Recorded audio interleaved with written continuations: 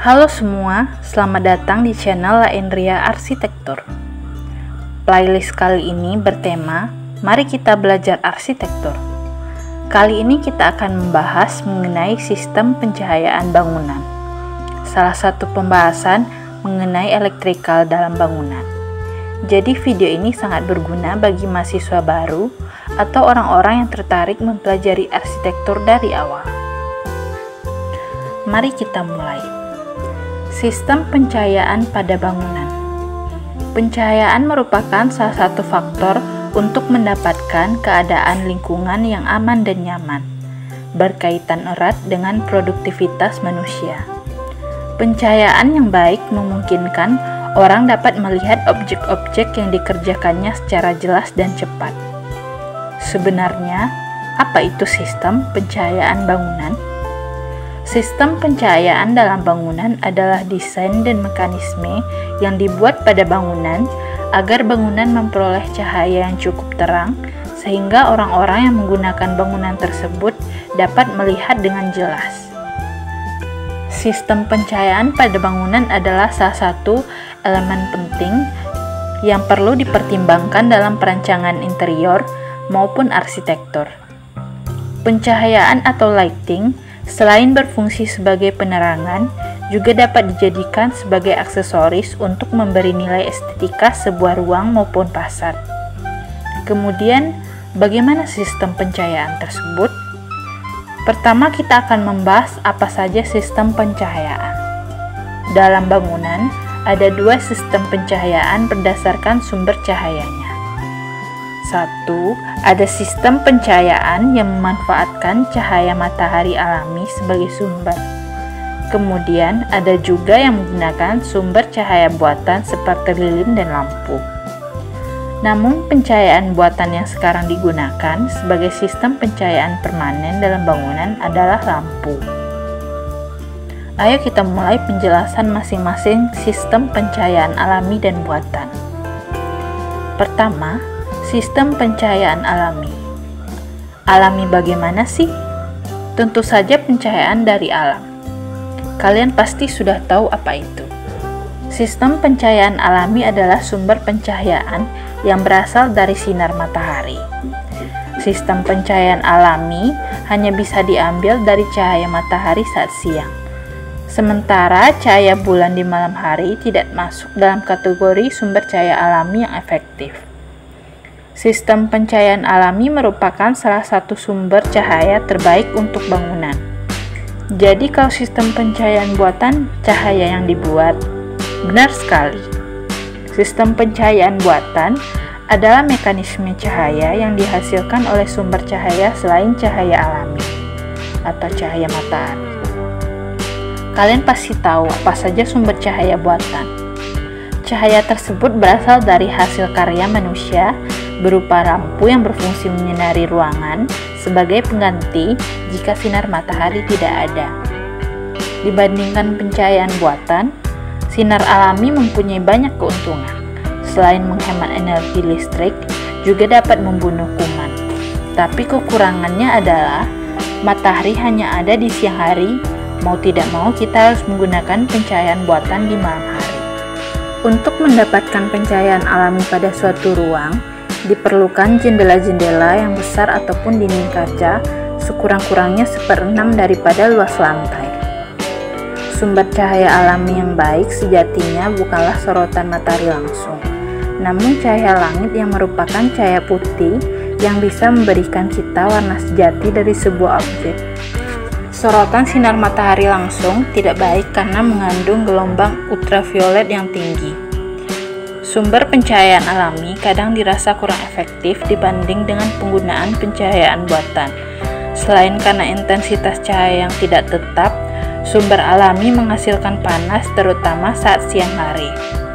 Sistem pencahayaan alami juga agak sulit didapat pada kamar-kamar yang tidak memiliki jendela yang cukup. Sumber pencahayaan alami seperti sinar matahari ternyata masih kurang efektif untuk menaungi semua kegiatan di dalam ruangan, apalagi untuk ruangan yang letaknya jauh dari jendela. Selain karena intensitas cahaya matahari yang diperoleh bangunan tidak stabil, Cahaya alami dapat menghasilkan panas berlebih, terutama saat terik siang hari. Adapun beberapa faktor-faktor yang perlu diperhatikan agar penggunaan sinar alami memberikan manfaat optimal dalam ruangan, yaitu sebagai berikut. 1. Variasi intensitas penyinaran cahaya matahari. 2. Distribusi dari seberapa terangnya cahaya matahari. 3. Efek dari lokasi jendela dan arah datangnya cahaya matahari. 4. Efek pemantulan dan pembiasan cahaya atau refleksi dan refraksi. 5. Letak geografis dan fungsi bangunan. Agar dapat menggunakan sistem pencahayaan alami pada bangunan secara optimal, kita perlu dikenali ke beberapa jenis sumber cahaya alami yang dapat diklasifikasikan menjadi 3 jenis, yaitu pertama, sunlight, bukan sunlight cuci piring ya. Sunlight adalah sinar matahari langsung dengan tingkat cahayanya yang tinggi. Semprotan sinar matahari langsung dapat digunakan untuk banyak keperluan seperti menjemur pakaian, namun tidak baik untuk diarahkan ke aktivitas utama manusia karena dapat menyebabkan kepanasan. Kemudian, daylight. Daylight adalah sinar matahari yang sudah tersebar di angkasa, mengalami pembiasan oleh lapisan atmosfer bumi sehingga intensitas cahayanya lebih rendah. Daylight adalah jenis cahaya yang paling baik digunakan sebagai pencahayaan utama di siang hari karena cukup terang, mampu menampilkan warna asli dan tidak terlalu panas. Kemudian, reflected light. Reflected light adalah cahaya matahari yang sudah dipantulkan melalui berbagai benda yang ada di sekitar bangunan. Bisa karena pantulan dari danau yang ada di sekitar bangunan atau pantulan dari bangunan lainnya. Cahaya alami yang jatuh pada permukaan bangunan dapat dinyatakan sebagai berikut. Cahaya matahari yang langsung jatuh pada bidang kerja yang dalam hal ini maksudnya adalah ruang pada bangunan. Contohnya yaitu cahaya matahari yang masuk lewat jendela atau ventilasi terbuka dan mengenai objek di dalam ruangan. Refleksi atau pantulan cahaya matahari dari benda yang berada di luar bangunan kemudian masuk melalui jendela. Contohnya cahaya matahari yang mengenai pagar besi dan pantulannya masuk ke jendela. Refleksi atau pantulan cahaya matahari yang masuk dari luar untuk kedua kalinya. Contohnya adalah cahaya yang jatuh di halaman kemudian dipantulkan melalui langit-langit di dalam ruangan. Cahaya yang jatuh di lantai ruangan kemudian memantul ke langit-langit. Demikianlah pembahasan mengenai sistem pencahayaan alami. Selanjutnya kita akan membahas mengenai sistem pencahayaan buatan. Sebagai berikut, sistem pencahayaan buatan. Sebelum membahas mengenai sistem pencahayaan buatan, kita harus mengetahui dahulu berbagai jenis lampu yang sering digunakan sebagai pencahayaan buatan. Pencahayaan buatan dapat berfungsi baik siang maupun malam, menjadikannya ideal untuk penerangan utama di rumah. Namun berbeda dengan sumber cahaya alami, cahaya buatan yang dihasilkan lampu dari arus listrik adalah sesuatu yang berbayar. Kebanyakan lampu tidak membunuh kuman seperti cahaya alami. Apabila memungkinkan, disarankan memaksimalkan sistem pencahayaan alami.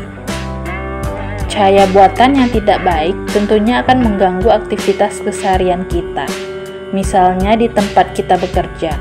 Bahkan ada kalanya, dengan cahaya buatan yang baik akan mempertinggi aktivitas kita dalam bekerja jika dibandingkan pada saat beraktivitas pada cahaya siang atau alami. Sistem pencahayaan buatan dikategorikan dengan banyak cara. Salah satunya berdasarkan penempatan sumber cahaya dan arah pencahayaan buatan. Berdasarkan hal ini, sistem pencahayaan buatan dibedakan menjadi 2 jenis, yaitu sistem pencahayaan langsung dan sistem pencahayaan tidak langsung.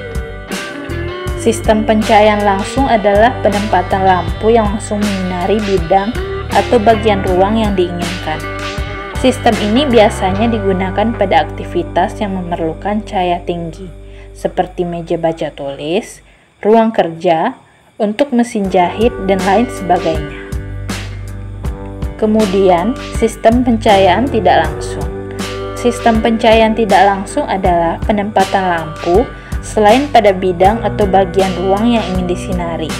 Misalnya, menempatkan lampu di bawah meja, di belakang lemari, lampu yang menyorot dinding, dan lain-lain. Tujuannya agar mata tidak terlalu silau. Ini digunakan pada ruangan dengan aktivitas santai seperti lampu ruang keluarga, lampu tidur, dan lain-lain. Perlu diingat pula bahwa sistem pencahayaan buatan dapat diatur intensitas penyinarannya dengan menggunakan jenis lampu yang berbeda.